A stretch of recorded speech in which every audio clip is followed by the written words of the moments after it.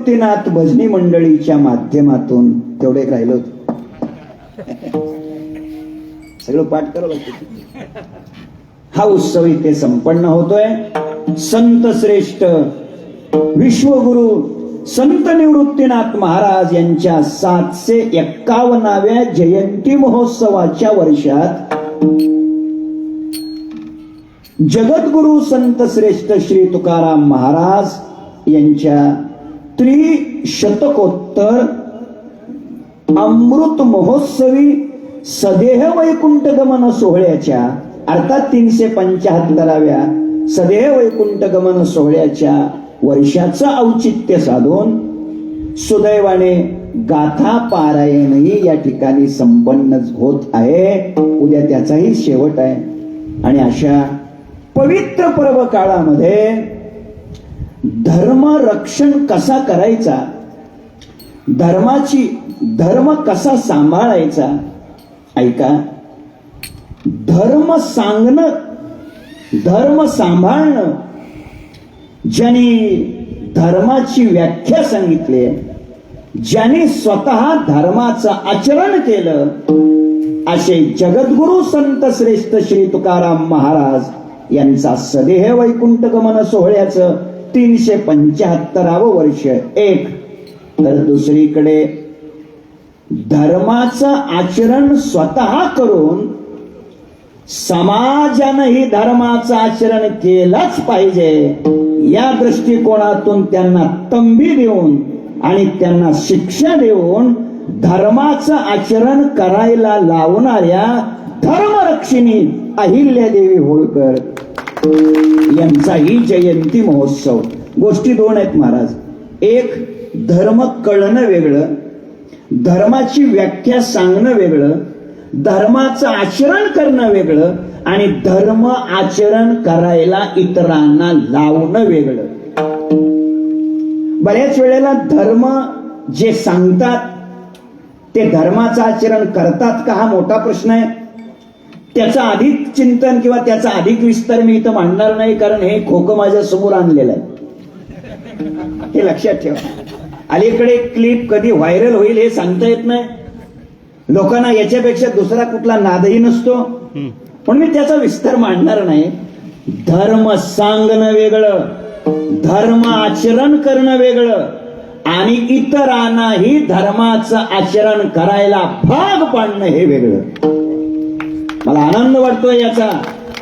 वेदानं धर्म शिकवला, ऐका, शास्त्राने धर्म सांगितला, संतांनी धर्माचं आचरण केलं, ऐका, आणि राष्ट्रपुरुषांनी युगपुरुषांनी अगदी छत्रपती संभाजी महाराज, छत्रपती शिवाजी महाराज आणि पुण्यश्लोक धर्मरक्षिणी राजमाता अहिल्यादेवी यांनी स्वतः तर धर्माचं आचरण केलंच केलं, पण त्याबरोबर इतरांना हे धर्माचं आचरण करायला भाग पाडलं.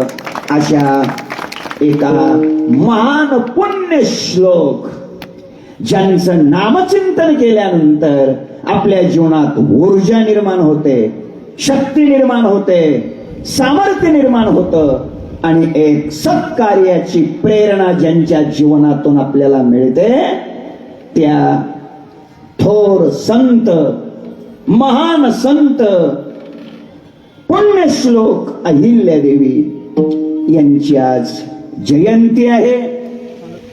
त्या निमित्ताने या आम्ही जळगावकर विधायक समितीच्या द्वारा इथे हा दर्जेदार 3 दिवसीय कीर्तन महोत्सव संपन्न होतोय.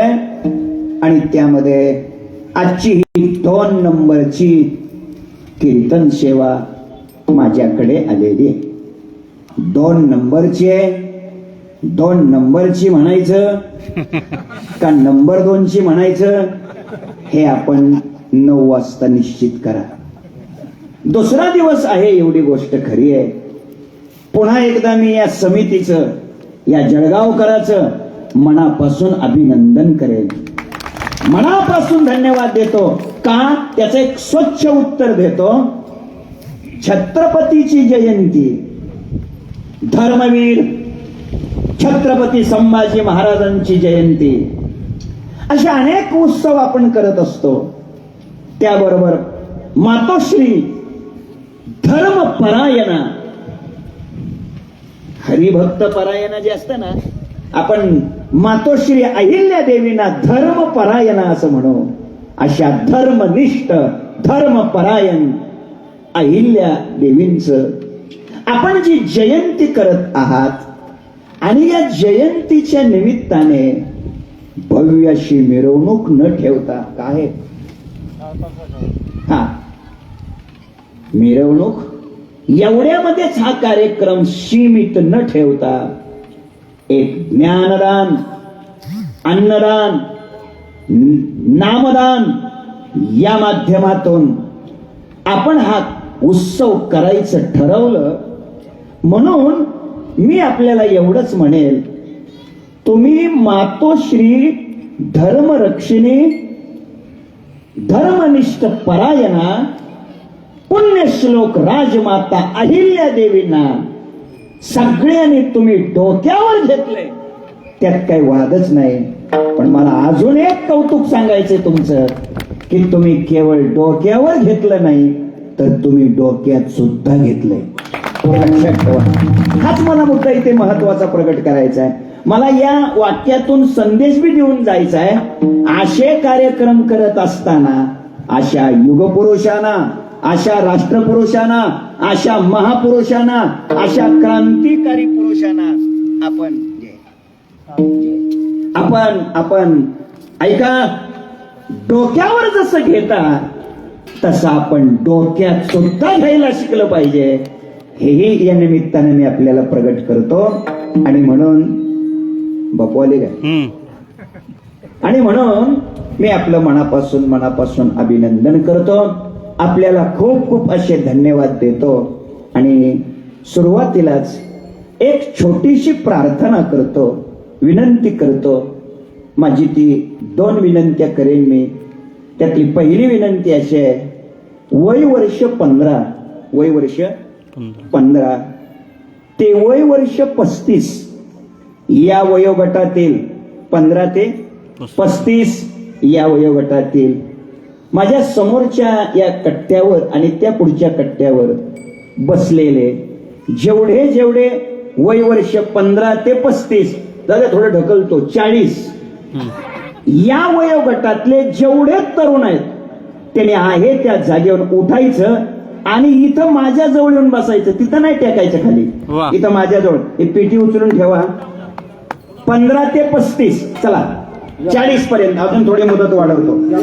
इथं माझ्या जवळ यायचं, तिथं नाही थांबायचं कुठे, एकदम माझ्या जवळ या. मी वर्गणी मागत नाही, काही नाही. इथं थेट माझ्या जवळ या. पुढच्या कट्ट्यावरचे 15 ते 40 पर्यंतचे इथं समोर या. मागे टेकू नका. माऊली तिथे येणार आहोत. मी 500 किलोमीटरचा प्रवास करून आलोय. तुम्ही तिथं नका टेकू. इकडे समोर या. पुढे सरका. मागे बसू नका. इकडे या, माझ्या जवळ या जवळ. पुढे या, माझ्या जवळ या. ते तिथं बसायला लागलेले. पुढे या. इथं जवळ या. विठ्ठल विठ्ठल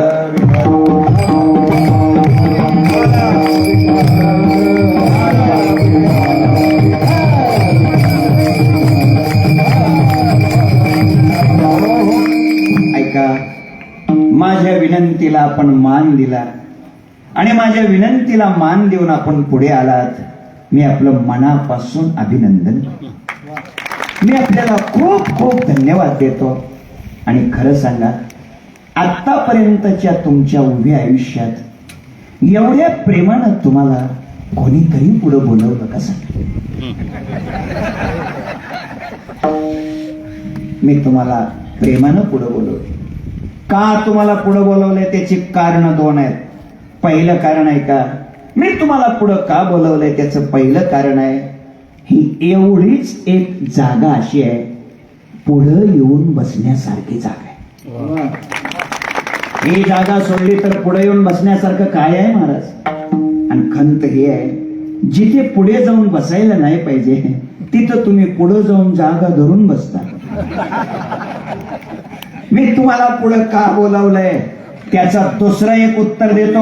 उत्तर आहे का, विश्वाच्या पाठीवर जगाच्या पाठीवर वारकरी संप्रदाय हा संप्रदाय असा आहे, तो मागच्या लोकांना पुढे घेणारा संप्रदाय आहे. एरवी हे औदार्य तुम्हाला दुसरीकडे कुठेही पाहायला मिळणार नाही.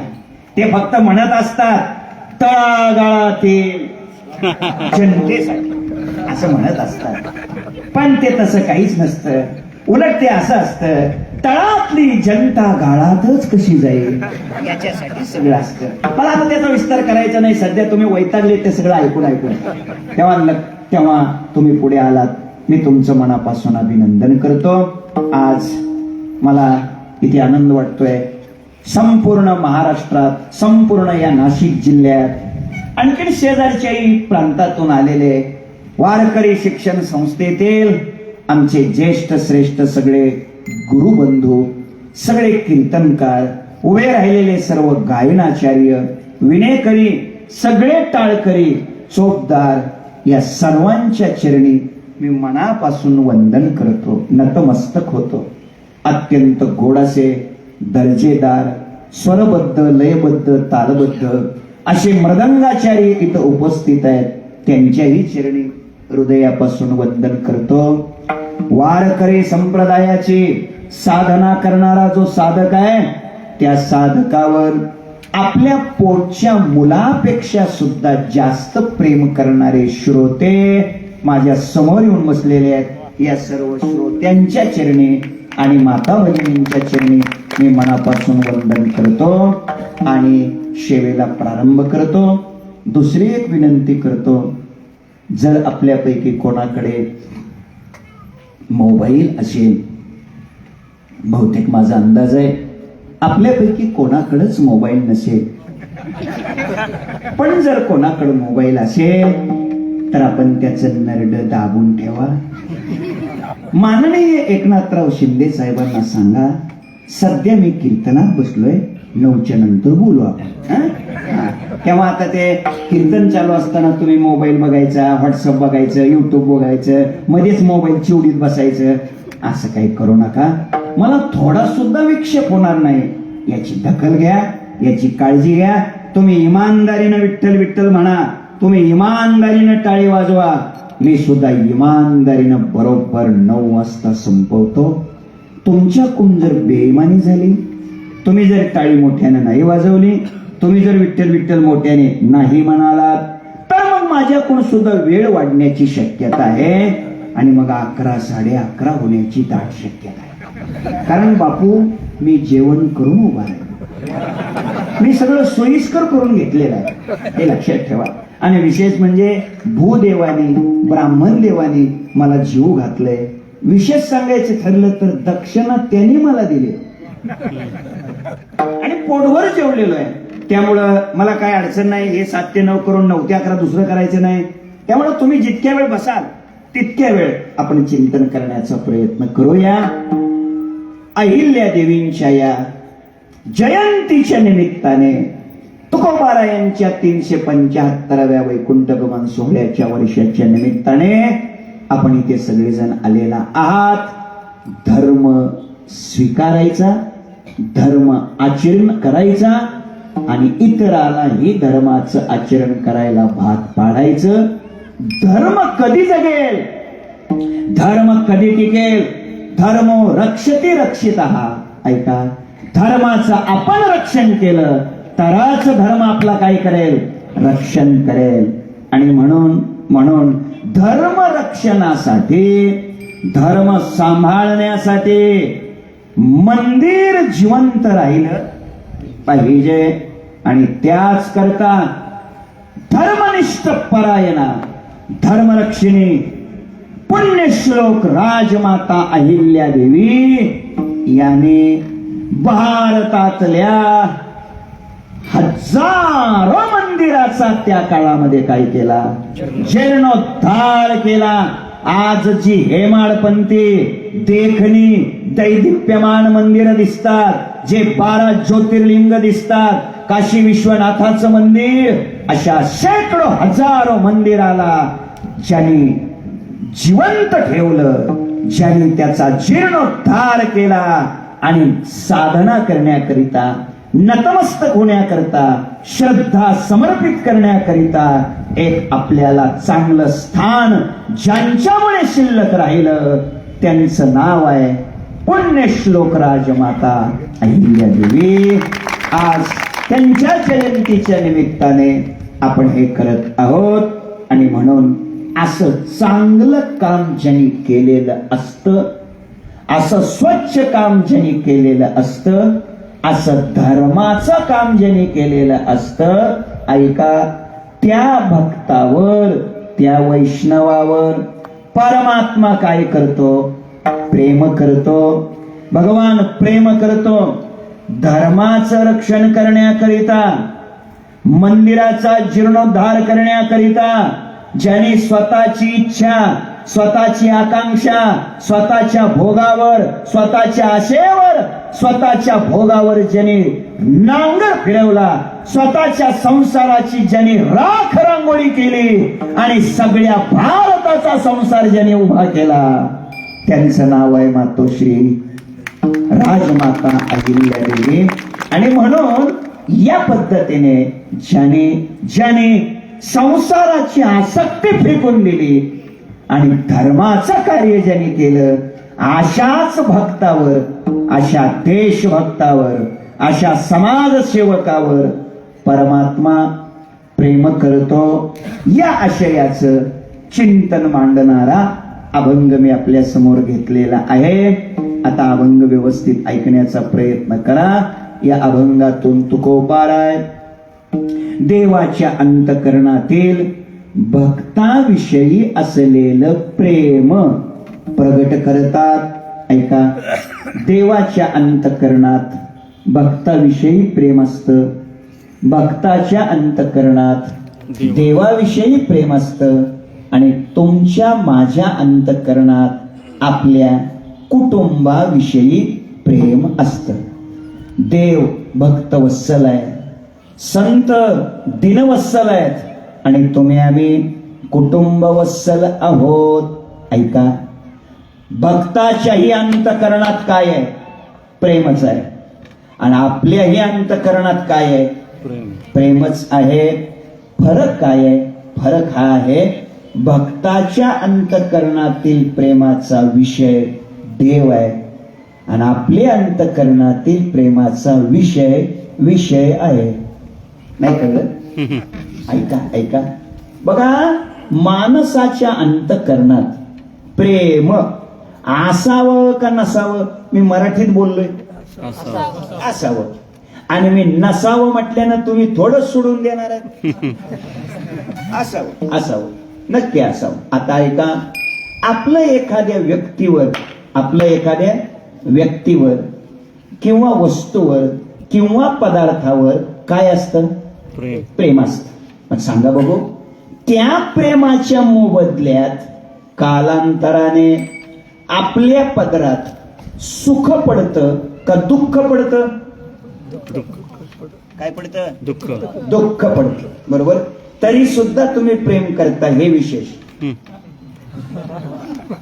जरा ऐका ऐका, मला वाटतं वय वर्ष 60 ते वय वर्ष 70 या वयोगटातली लोक आपण कीर्तन झाल्यानंतर एकत्र गोळा करू, त्यांचं अर्ध्या तासाचं स्नेह संमेलन घेऊ आणि संमेलनाचा विषय ठेवू. त्यांना विचारायचं, आतापर्यंतचा संसारातला तुमचा अनुभव काय? मला वाटतं हा प्रश्न जर 60 ते 70च्या दरम्यानच्या लोकांना विचारला तर हे सगळे लोक एका आवाजात, एका मुखानं उत्तर देतील. या सगळ्याच लोकांचं पहिलं हेच वाक्य असेल, काय महाराज काय? जमलं गड्या, काय खरं? या सगळ्याच लोकांचं दुसरं उत्तर काय असेल सांगतो. या सर्वच लोकांचं दुसरं उत्तर असेल, महाराज या दुनियात कोणी. अरे काय अभ्यास आहे गड्या तुमचा? अगदी बरोबर. तरी सुद्धा घरी जायची घाई करता तुम्ही, हे विशेष. जरा चांगलं लक्ष द्या. म्हणजे सिद्ध काय झालं? प्रेमाच्या मोबदल्यात आपल्याला काय मिळतंय? दुःख मिळतंय. आता हाच प्रश्न तुम्ही संतांना विचारा, प्रेमाच्या मोबदल्यात तुम्हाला काय मिळतंय? त्याने उत्तर दिलंय, प्रेम सुख देई, प्रेम सुख देई, प्रेमाधीन नाही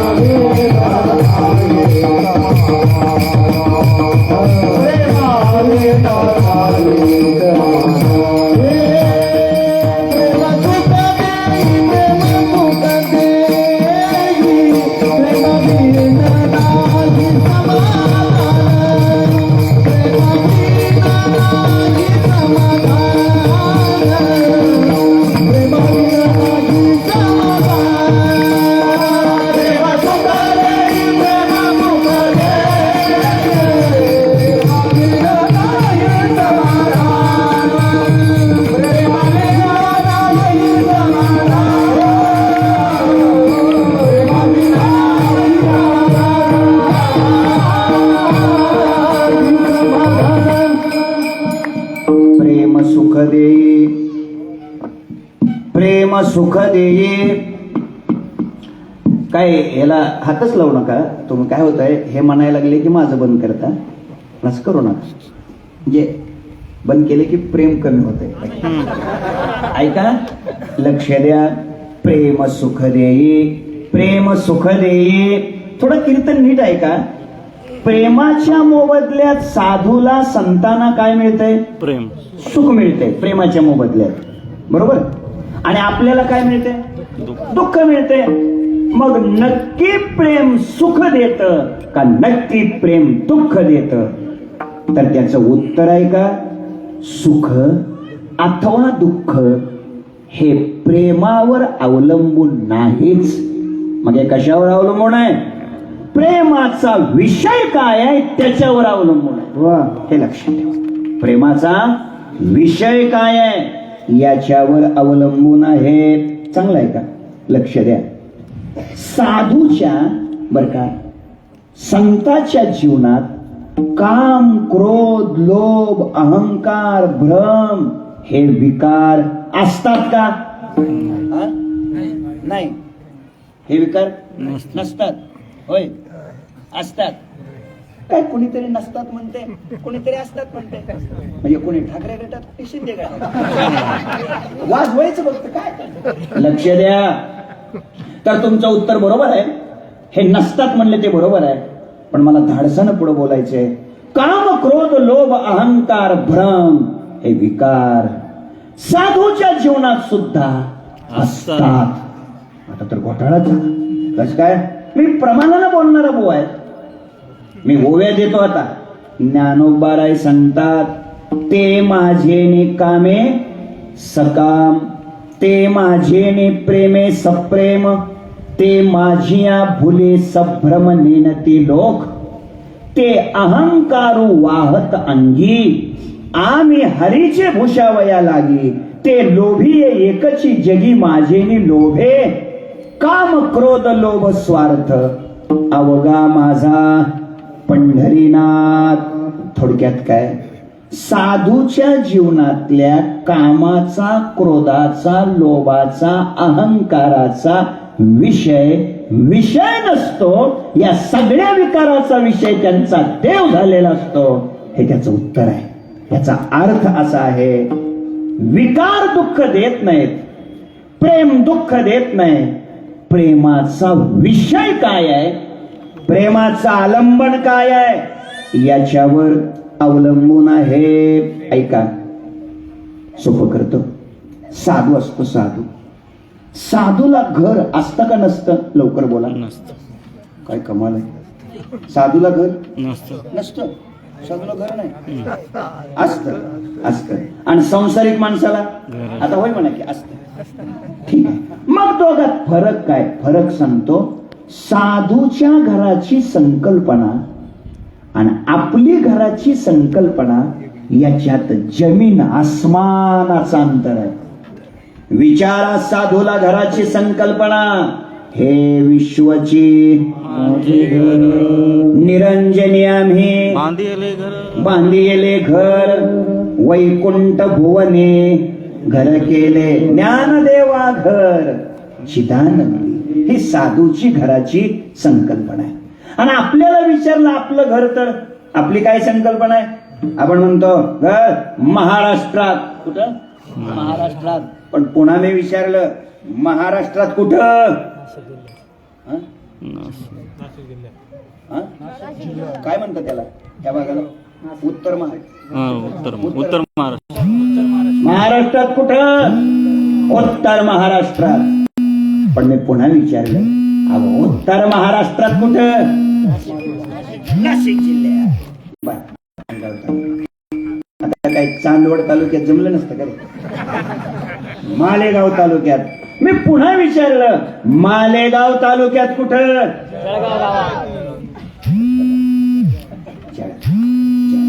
पण पुन्हा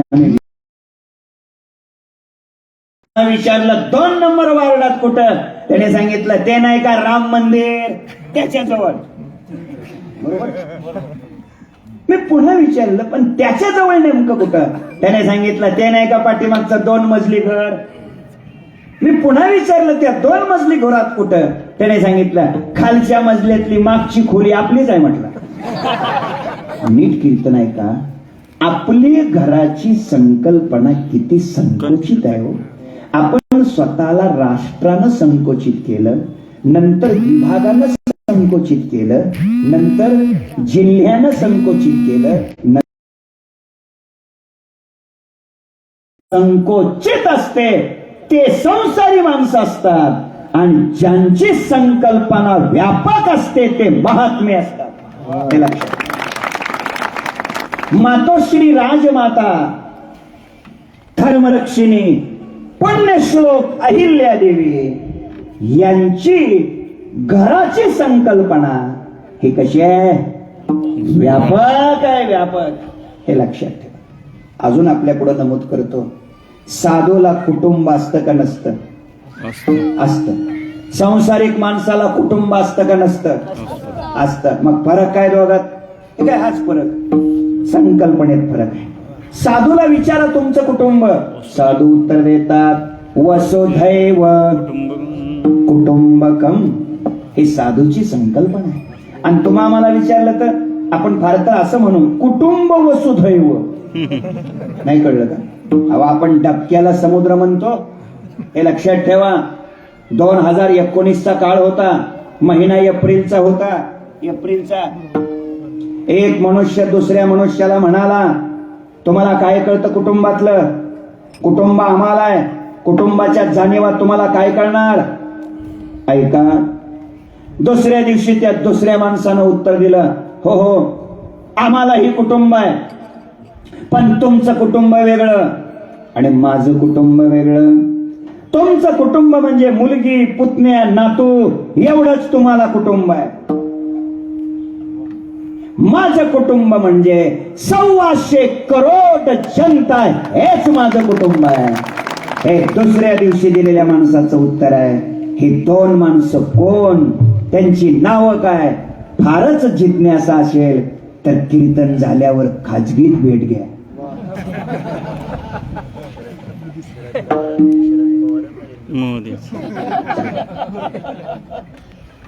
आता मागच्या लोकांना काय कळलं कोणाच ठाऊक. चला, मुद्दा माझा इतकाच ऐका. कुटुंब दोघाला आहे की नाही, पण किती फरक आहे हो. चला, मी का आपल्या पुढे सगळं नमूद करायला लागलोय तर दुःख कुटुंब देत नाही, दुःख घर देत नाही. नीट ऐका दादानो. सुख अथवा दुःख हे घरावर कुटुंबावर अवलंबून नसतं, त्याची संकल्पना काय आहे याच्यावर अवलंबून असतं. आणि म्हणून ऐका, या धर्म मंडपाच्या प्रांगणात का आपण आलोय, इथं का आलोय? कुटुंब बदल बदलण्यासाठी इथं यायचं नाही, घर बदलण्यासाठी इथं यायचं नाही. या कीर्तनाच्या भव्य प्रांगणात काय यायचंय? उत्तर देतो, संकल्पना बदलण्यासाठी. कशासाठी यायचंय? संकल्पना बदलण्यासाठी, विचारसरणी बदलण्यासाठी, वागण्याची पद्धत. महाराज गुले बाबा, मला लोकांना कोणाला माहित असतील, ते असं म्हणायचे, पाहिले का तुम्ही?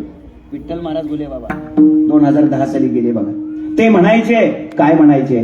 ते असं म्हणायचे, परमार्थात आल्यावर, नीट वाक्य आहे का? परमार्थात आल्यावर स्थिती बदलली पाहिजे, परिस्थिती नव्हे.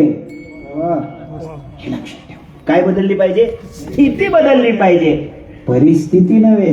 लोक आम्हाला भेटतात, महाराज चांगलं चाललंय बघा, गळ्यात माळ घातल्यापासून, वारी सुरू झाल्यापासून भेटत चाललंय, 2 मजली घर झालंय, पोराला नोकरी लागली.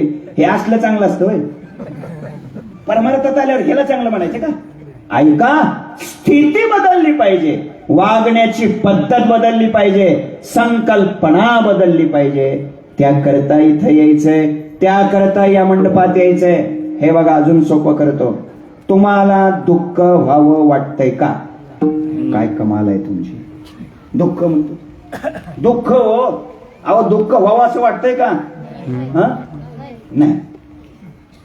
अवघ्या वारकरी संप्रदायाची गुरुजी, अवघ्या वारकरी संप्रदायाची गुरु शांती ब्रह्म गुरुदेव कुरेकर बाबा, त्यांच्या मुखातलं वाक्य सांगतो बरं का. लय गोड वाक्य आहे साहेब, वाक्य सांगतो. ते असं म्हणतात, बाबा, साधूच्याही अंतःकरणात मम असतो आणि संसारिक माणसाच्याही अंतःकरणात मम असतो. फरक काय? फरक हा आहे, साधूचा मम व्यापक असतो आणि संसारिकाचा मम परिच्छिन्न असतो. आता कळलं नाही तुम्हाला? चला सोपं करतो. तर तुम्हाला दुःख व्हावं असं वाटतंय का? नाही. आज दुःख नको का उद्या नको? कधीच नाही. कधीच नको. ठीक.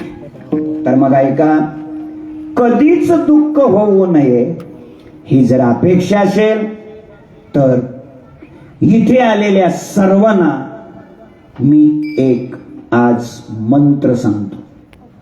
तेवढा मंत्र तुम्ही तुमच्या जीवनात पाळा, तुम्हाला स्वप्नातही दुःख होणार नाही. मग तुम्ही कुणीही असा, शेतकरी असा, अधिकारी असा, कर्मचारी असा, वारकरी असा, पुढारी असा, गायक असा, वादक असा, कथाकार असा, कलाकार असा, कीर्तनकार असा, लहान असा, थोर असा, स्त्री असा, पुरुष असा, कुणी असा, फक्त मी सांगतो तेवढा मंत्र पाळा जीवनात. बस, बाकी काहीच नाही केलं तरी चालेल. तेवढा मंत्र पाळा. तुमच्या जीवनात स्वप्नात सुद्धा दुःख होणार नाही. खरं सांगा, इतकं चांगलं कीर्तन तुम्हाला आतापर्यंत कोणीतरी सांगितलं होतं? काय योजना आहे आपली? स्कीम काय आपली? फक्त मी सांगतो तेवढा मंत्र पाळायचा. स्वप्नात सुद्धा दुःख होणार नाही. मग कदाचित तुम्ही कीर्तन नाही ऐकलं तरी चालेल, वारी नाही केली तरी चालेल, एकादशी नाही केली तरी चालेल. याचा अर्थ एवढीच क्लिप वाजवू नका, कदाचित म्हणतोय. लक्षात फक्त तुम्ही एक मी सांगतो तेवढा मंत्र पाळा. स्वप्नात सुद्धा दुःख होणार नाही तुम्हाला. सांगू का? अहो मंत्र सांगू का? ठीक आहे. पेन असेल, कागद असेल तर लिहून घ्या. मंत्र सांगायला लागलोय, लिहून घ्या. या जगामध्ये वागत असताना असं वागा, असं वागा. आता मंत्र सुरू झाला बरं का, मंत्राची अक्षरं सुरू झाली. असं वागा, या जगात आपलं कोणीच नाही असं समजून वागा. मंत्र संपला. या जगात आपलं कोणीच नाही असं समजून वागा. जर दुःख झालं तुम्हाला, कीर्तन करायचं त्या दिवसापासून सोडून देतो. जमल मंत्र? मंत्र जमल का? जमल. या जगात आपलं कोणीच नाही असं समजून वागायचं जमल. मग कीर्तन झाल्यावर कुठं जाणार आहोत? घरी कुठं? घरी घरी घरी. कशाला घरी जायचंय? आता जगात कुणीच आपलं नाही म्हणल्यावर घरी कशाला? जमल मंत्र तुम्हाला? हा जमल? नाही जमणार, नाही जमणार. आणि तुम्हाला जमल असं सांगायला मला तरी काही वेळ लागला. लोक खूप आशेला लागले होते. लोक म्हणत होते मनातल्या मनात, हे रोजच कीर्तन आहे का? काकड्याला उठा, हरिपाठ करा, काय बेजारी आहे. हे सगळं कशासाठी करतोय आपण? दुःख होऊ नये म्हणून. आणि महाराजाच्या एका मंत्रातच दुःख. पण मंत्र काय आहे जरा? या जगात आपलं कोणीच नाही. हा, पण हे मंत्र पाळायला तुम्हाला जमतंय का? जरा अवघड आहे ना. ठीक आहे, ठीक आहे, तुमच्यासाठी मी सोपं करतो. अजून याला एक पर्याय सांगतो. याला एक पर्याय सांगतो. काय म्हणतात त्याला? हा, मराठीत त्याला ऑप्शन म्हणतात. मग आता माझं अगोदर काही चुकलं होतं का? मला पर्याय बरोबर होतं. ठीक आहे, तर ऐका.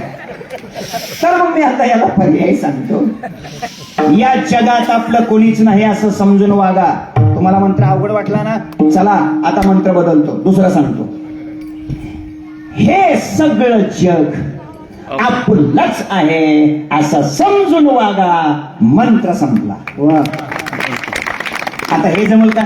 जमतं. हा? जमेल. हे जमल? हे जमल? हो. हे जमल? हो. ठीक आहे. तर आता काय करा, तुम्ही तुमच्या नावावरची एकच एकर जमीन माझ्या नावावर करा. नाही, आता हे सगळं जग कुणाचं? आपलंच. मग मी लोकांचं आहे का? मग एक एकर काय हरकत आहे माझ्या नावानं करायला? तर कीर्तनापुरतं सुद्धा होय म्हणायची यांची तयारी नाही. आता मला काय एवढा वेळ आहे तुमच्या जमिनी घेऊन इथे करीत बसायला? याचा अर्थ असा आहे, यांना हाही मंत्र शक्य नाही. आणि मग ध्यानात ठेवा, कितीही कीर्तन आहे का दुःख नाही जात. हे दोन्ही मंत्र तुकोबाराने आपल्या जीवनात पाळले. पहिला मंत्र, या जगात आपलं कोणीच नाही, आपुले कोणीच नव्हती. आपुले कोणीच नव्हती.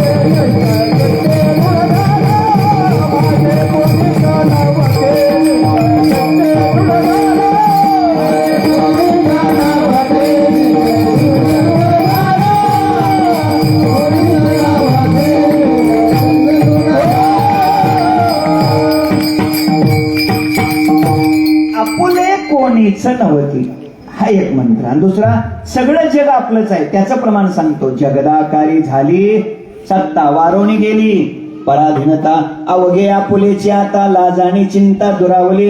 ऐका, आजच्या चिंतनात देवाच्या अंतःकरणात कोणाविषयी प्रेम आहे याचं चिंतन करायचंय. तर देवाच्या अंतःकरणात भक्ताबद्दल प्रेम आहे. किती प्रेम आहे? पहिल्याच अध्यायात ज्ञानोबाराय बोलतात, देखा नवलतया प्रभूचे अद्भुत प्रेम भक्ताचे, जे सारथ्यपण पार्थाचे करीत असे. अर्जुनाची घोडी तुतली, अनंते संकटे बहुते निवारली. केवढं प्रेम आहे? ऐका ऐका, अर्जुनाच्या रथाचं सारथ्य पण देवानं करावं. का बरं? प्रेम आहे म्हणून. सांगेल, घोड्याचा खरारा देवानी करायचा, घोड्याच्या जखमा देवानी पुसायच्या, रथ देवानी सजवायचा, रथाला घोडे देवानी झुंपवायचे. अर्जुनाच्या शिबिकेच्या समोर आणून रथ देवाने उभा करायचा. देवाने दोन्ही हात जोडून अर्जुनाच्या समोर उभं राहायचं आणि म्हणायचं, स्वामी चला रथ तयार आहे. आणि मग अर्जुनरावाने उठायचं.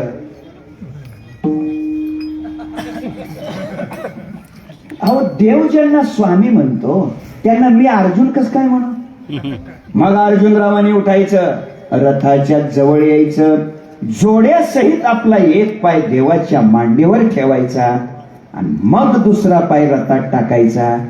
तरीही भगवान अर्जुनाला काहीही म्हणत नसायचे. त्याच कारण आहे अर्जुनाबद्दल भगवंताच्या अंतःकरणात प्रेम आहे. केवढं प्रेम आहे बघा, जरा लक्ष द्या, ऐका. भगवान सांगतात, एरवी मी विदेही आहे, पण माझ्या भक्ताला आलिंगन देण्याकरता मी देह घेऊन आलो. तया संगाचे सुरवाडे मज विदेहा देह धरणे घडे किंबहुना आवडे निरूपम. भगवान म्हणतात, एरवी मी अचक्षु आहे, मला डोळे नाहीत, पण भक्ताला पाहावं हे मला डोहळ लागलं आणि म्हणून मी डोळे घेऊन आलो. तो पाहावा हे डोहळे म्हणून अचक्षुषी मज डोळे हातीचे नेलेला कमळे पुजूतया ते. भगवान सांगतात, एरवी मला भुजा दोनच आहेत, पण भक्ताला आलिंगन देण्याकरता दोवरी दोन्ही भुजालो घेऊनी आलिंगावया लागुने तयाचे अंग. ऐका, या जगदीश्वराचे प्रेम येत दिसतसे निरूपम. कैसे पार्थेयने सर्वोत्तम पुण्य केले. चांगलं लक्ष द्या, भगवंताचं अर्जुनावर किती प्रेम आहे सांगतो. जी गोष्ट देवानं स्वतःच्या आईला सांगितली नाही, वडिलाला सांगितली नाही आणि भावाला सांगितली नाही, ती गुह्य गोष्ट देवाने अर्जुनाला सांगितले. जेन संगेची पितया वसुदेवाची, जेन संगेची माता देवकीशी, जेन संगेची बंधुबळी भद्राशी, ते गुह्य अर्जुनेशी बोलत. लक्ष द्या, आईला वडिलाला भावाला न सांगण्यासारखी गुह्य गोष्ट देवाने अर्जुनाला सांगितली. का बरं? प्रेम आहे म्हणून. प्रेम आहे म्हणून. नीट कीर्तन आहे का? अशी कोणती गोष्ट असेल बरं की जी आईला वडिलाला आणि भावाला न सांगण्यासारखी गुह्य गोष्ट देवाने कोणाला सांगितली? अशी कोणती गुह्य गोष्ट असेल तर ऐका, ती गुह्य गोष्ट कोणती असेल ती गोष्ट मी तुम्हाला सांगणार नाही. का बरं सांगणार नाही? अहो, ती गोष्ट गुह्य आहे. मग गुह्य गोष्ट एवढ्या जाहीर लाऊड स्पीकरवर कशी काय सांगायची?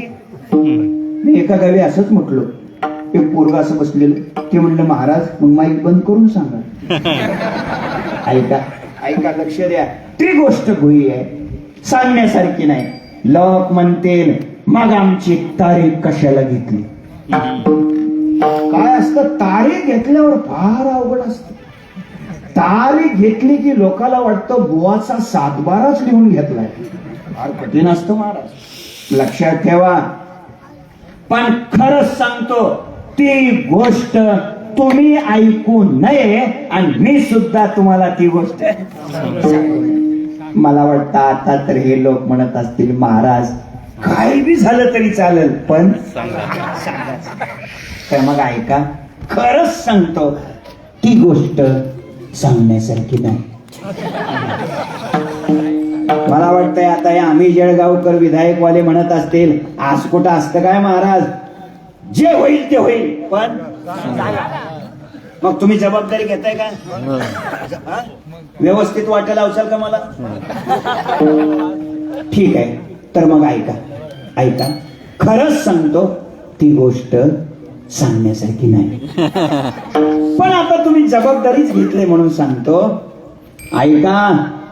कोणती गुह्य गोष्ट देवाने अर्जुनाला सांगितले तर ऐका, स्वतःची सख्खी बहीण कशी पळवून न्यायची ती गुह्य गोष्ट देवाने अर्जुनाला सांगितले. सांगा, हे सांगायसारखं होतं का? पण तुम्हाला दमच निघाना, सांगा सांगा, तर मग घ्या ऐकून. आता आम्ही ते काय, आता ओळी देतो, तोवा संन्यासी होऊनी जनी चोरून नेली माझी भगिनी, परे विकल्पुन धरी जे म्हणी मी तू दोन्ही स्वरूप एक.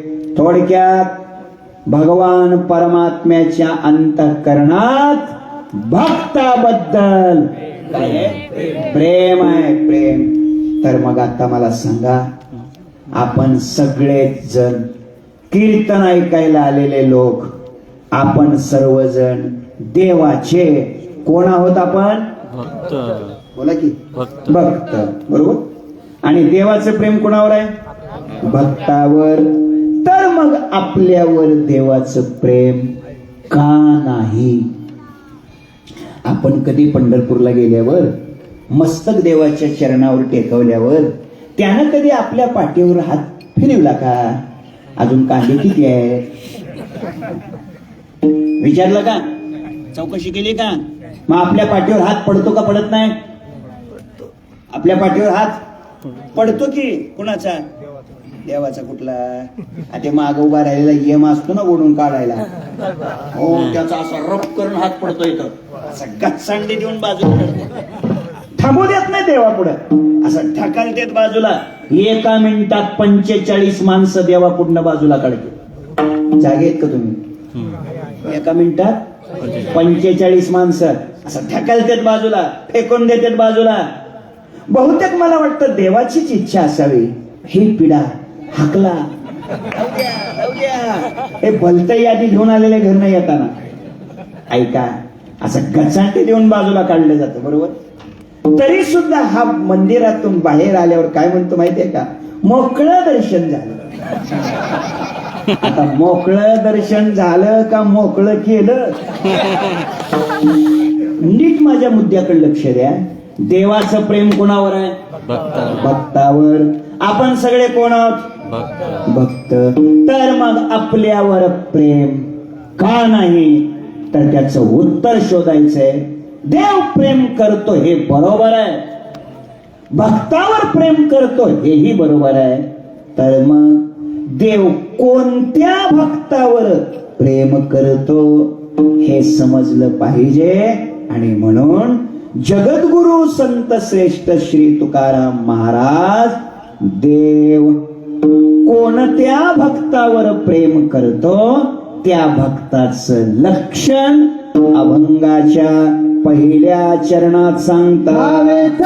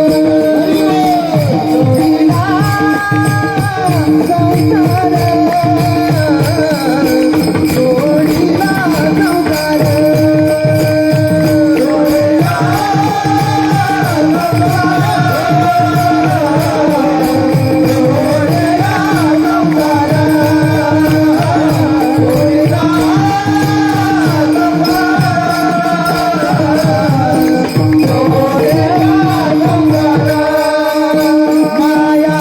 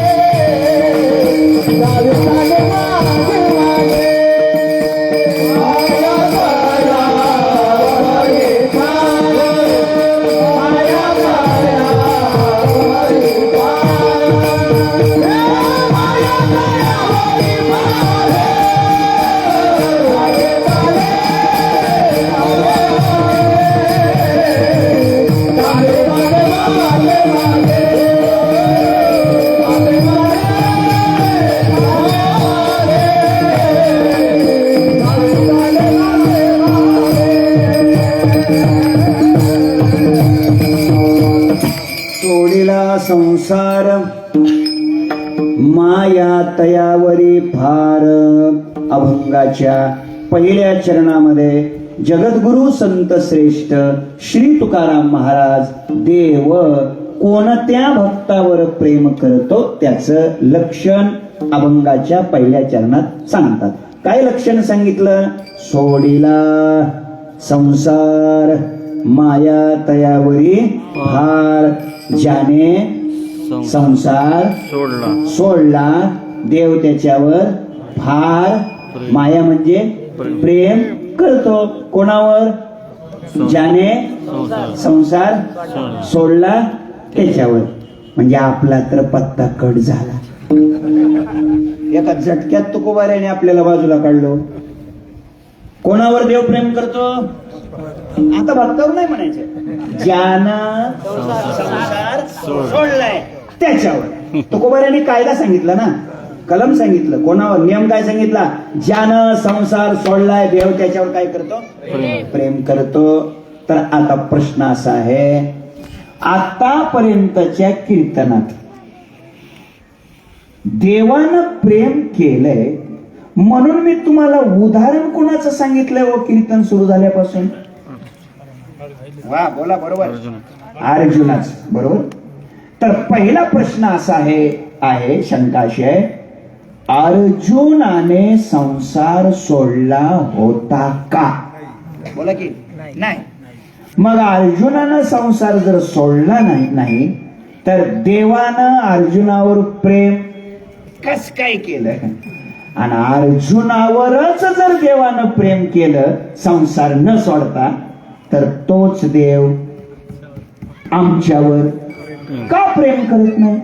म्हणजे देव सुद्धा तोंड बघून गुलाबजामुन वाढतो. असंच म्हणावं लागेल ना. तुम्ही जागेत का नाही? नियम काय झाला? घटनेतला नियम काय सांगतो? ज्यानं संसार सोडला देव त्याच्यावर प्रेम करतो. मग अर्जुनानं संसार सोडला होता का? अर्जुनाला किती बायका होत्या? काही सांगायचे काय? 4-2 कमी जास्त सांग. काय वेळ? एक. अर्जुनाला एक बायको होती. 2. होय चौकदार, किती बायका होत्या? काय बस बस बस काय काय खायचं तुम्ही? लक्ष द्या. तर ऐका, अर्जुनाला नेमकं बायका किती होत्या हे पक्क तुम्हाला कोणालाच सांगता येणार नाही. मी सांगतो, ऐका. अर्जुनाला किती बायका होत्या हे 7 मधलं कोण? अर्जुनाला किती बायका होत्या हे मला सुद्धा सांगता येत नाही. पण आता पुढे ऐका, हे मला का सांगता येत नाही त्याचं उत्तर आहे का, अर्जुनाला किती बायका होत्या हे अर्जुनालाच माहित नव्हतं. मला कसं सांगता येईल? आता अर्जुनाला कसं माहित नव्हतं हे मला माहिती आहे बरं का. पटवून देतो. अश्वमेध यज्ञ करायचा ठरला. श्यामकर्ण घोडा सोडला. घोड्याच्या पाठीमागे रक्षण करण्याकरता अर्जुनराव आणि कृष्ण कन्हैया दोघं. ध्वजस्तंभावरी वानरू मूर्तिमंत शंकरू सारथी शरंगरो अर्जुनेश. ऐका, घोडा पकडला की त्याला सांगायचं शरण ये, मांडलिक हो. नाही शरण आला तर मग युद्धाला तयार हो. त्याला जिंकायचं पुढे जायचं. असं चाललंय. कोणी घोडा अडवला त्याला सांगायचं शरण ये, मांडलिक हो. नाही तसं शरण आला तर इडी लावायची. आणि झाली गंमत अशी, नेमके एक जणांना घोडा अडवला. तो काही शरण आला नाही. युद्ध सुरू झालं. रक्ताच्या थारोळ्यात तो योद्धा पडलाय. अर्जुनाचं बाण मारणं चालू आहे. कन्हैयाने सांगितलं थांब, बाण मारू नको. का? अरे मरल ते. मारू द्या ना. मग विरोधक आहे आपला. नाही असं नाही, आपल्याकडे याच्या तयारीत आहे, मारू नको. आपलं कीर्तन ऐकत जावं तुम्ही. ऐका. आणि गंमत अशी आहे, थांब अर्जुना, मारू नको, मरल ते. बोले का? अरे तुला माहिती आहे का ते कोण आहे? अर्जुन म्हणला कोण आहे? अरे तुझं पोरगा आहे. अर्जुन म्हणला माझं पोरगा? हो, तो होता बब्रुवान. अर्जुनानं विचारलं, माझं पोरग कसं काय? कन्हैयानं सांगितलं, अरे तुझ्या ध्यानात नाही, तू मागे तीर्थयात्रा करायला गेला नव्हता का? ते तीर्थयात्रा करायला गेल्यावर तिकडच एक लग्न केलेलं दिंडीला गेल्यावर.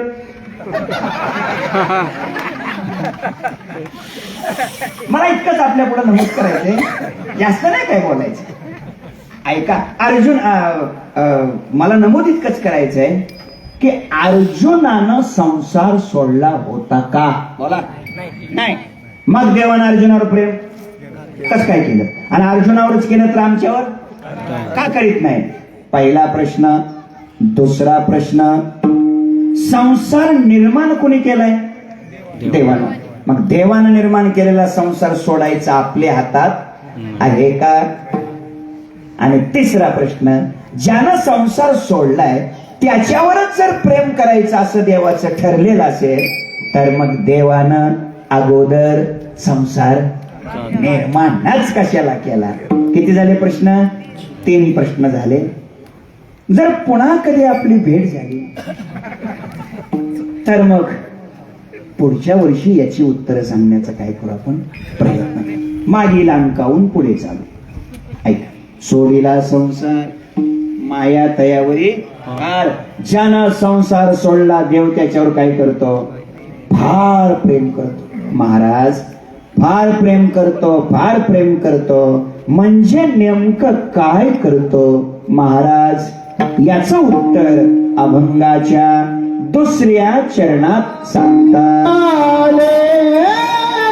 मागे मागे मागे सुख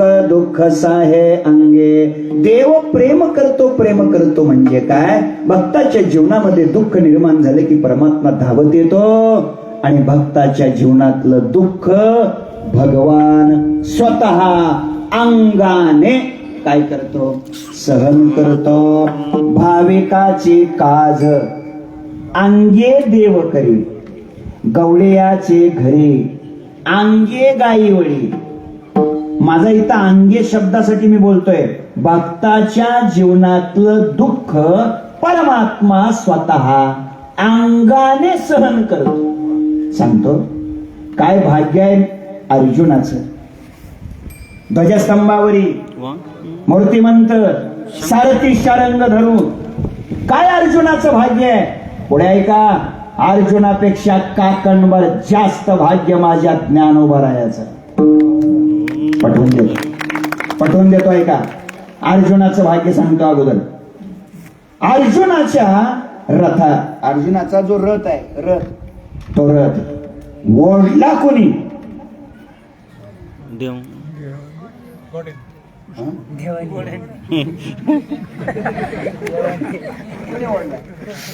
देवाने कळवलं. देव आयत्या चौकात. अहो त्याचं बरोबर आहे की घोड्यानेच ओढला की बरं. काय दुसऱ्याने ओढला काय? मी असं नाही प्रश्न विचारला होता अर्जुनाचा रथ चालिवला कोणी. प्रश्न काय विचारलाय? ओढला कोणी? कोणी? बरोबर आहे, अर्जुनाचा रथ घोड्यानेच ओढला. पण पुढे उत्तर द्या, माझ्या ज्ञानोबारायाची भिंत कोणी ओढली? ज्ञानियाची भिंत अंगे ओढली.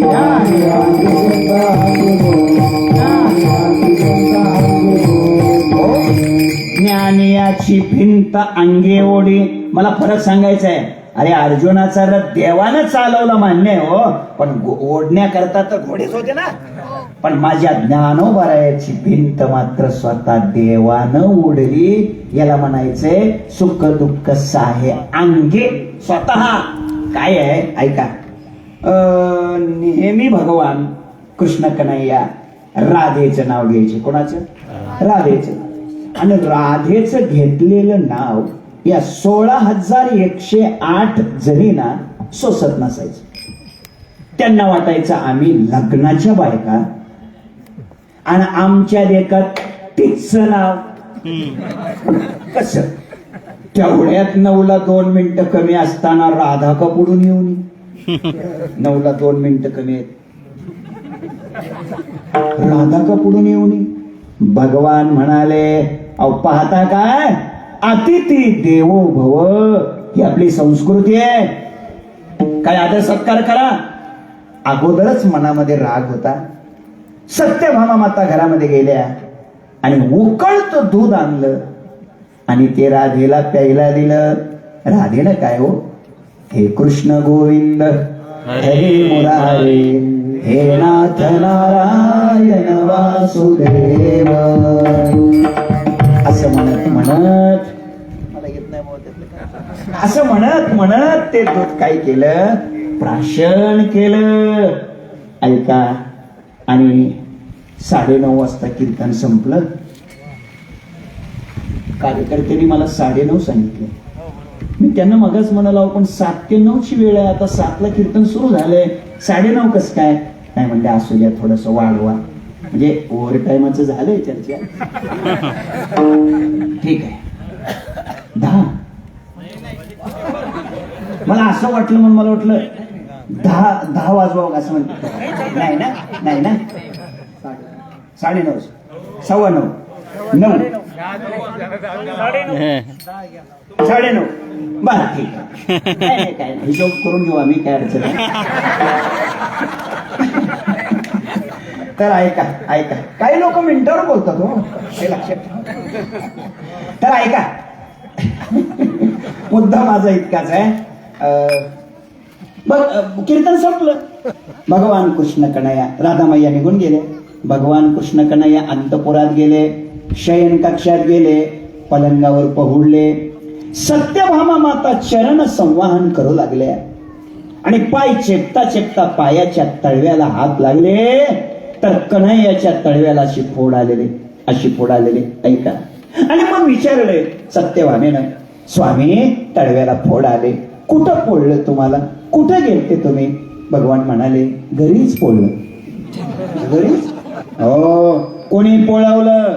भगवान म्हणाले हा तुझ्याच हाताचा प्रताप आहे. म्हटलं कस काय? सांग बर. म्हणे 9 वाजता राधेला कसलं दूध प्यायला दिलं होतं? कारण राधा 9ला 2 मिनिटं कमी असताना आली होती ना, दूध उकळून आणायला 2 मिनिटं गेली. लोक याच्यावर बी चर्चा करतात मग टाइमवर, मग ते व्यवस्थित सांगावं. 9 वाजता राधेला कसलं दूध प्यायला दिलं होतं? आणि मग खरं बोलावं लागलं. म्हणे उष्ण दूध होत. मग भगवान म्हणाले उष्ण दूध, उकळतं दूध पिल्यानंतर पायाला फोड येतील, नाही तर काय होईल? ऐका. भगवान सत्यभामा माता म्हणाल्या हो देवा, हे असलं मालेगाव तालुक्यात चौंडी जळगाव निंबाई ते तर कीर्तनात जाऊन सांगायचं, घरी नाही चालत. म्हणजे काय? म्हणजे दूध कोण प्याली? राधा. आणि फळ तुमच्या पायाला हे काय गौड बंगाल. असं कधी झालं का? कीर्तनकार आजारी पडले, इंजेक्शन पकवाजाला केलं आणि गुण गायकाला आला.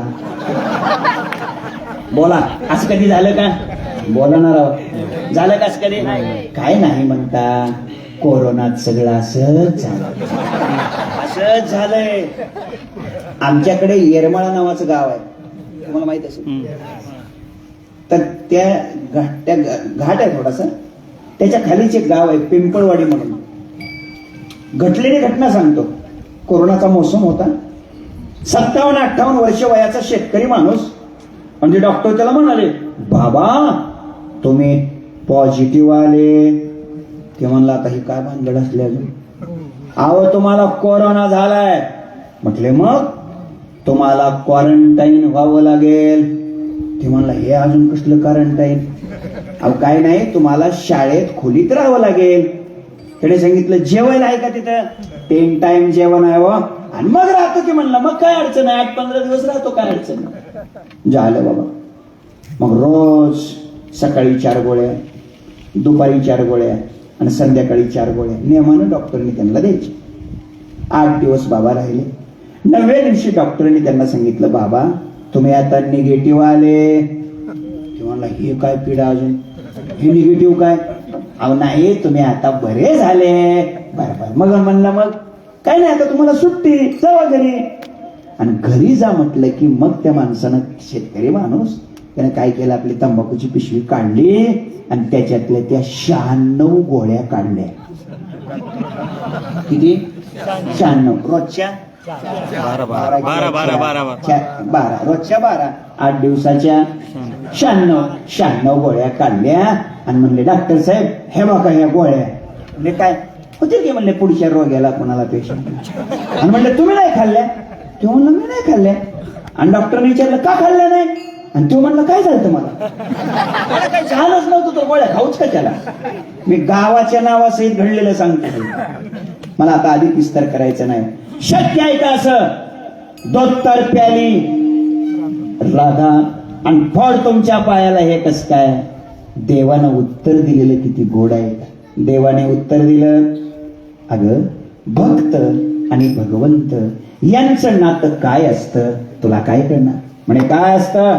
भगवान म्हणाले, ज्याच्या चित्तात माझे पाय अखंड असतात त्यालाच भक्त म्हणतात.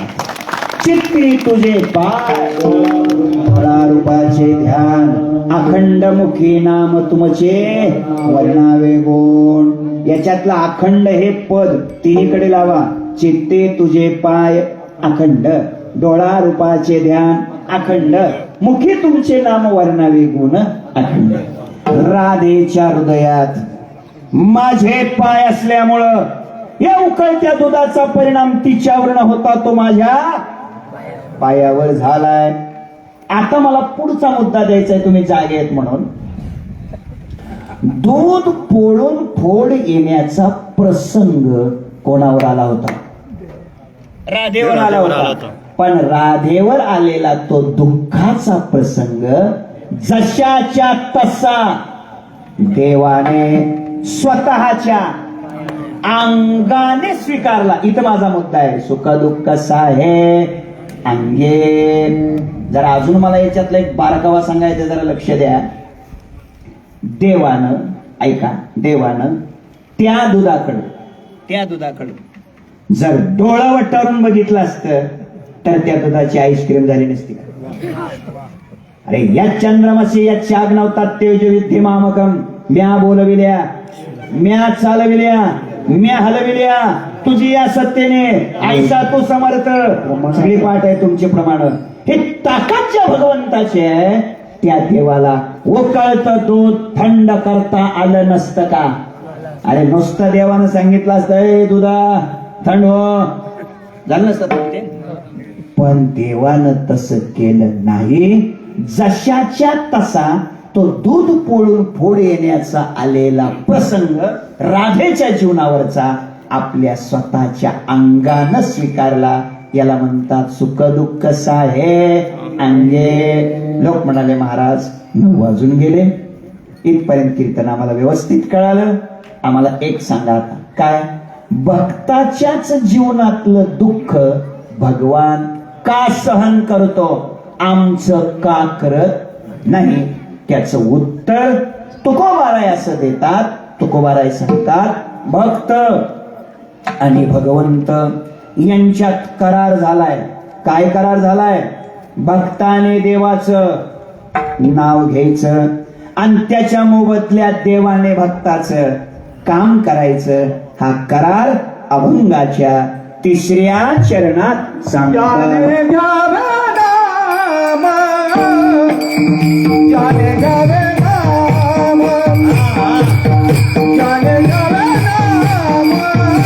टाळी वाजवा, टाळी वाजवा. बोला, बोला.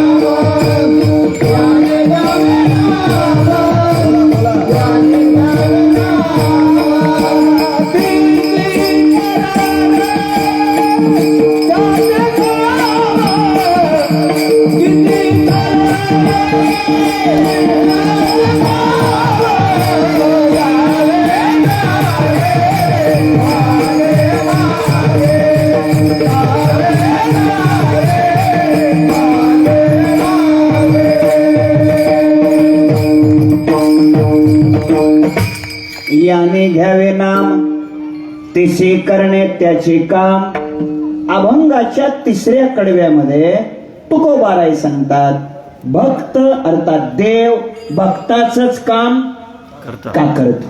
त्याचं कारण सांगितलं. याने घ्यावे नाम, भक्ताने देवाचं नाव घ्यायचं आणि देवाने भक्ताचं काम करायचं. तर ऐका आता, कोणी कोणी देवाचं नाव घेतलं आणि देवानं त्यांची काय काय कामं केली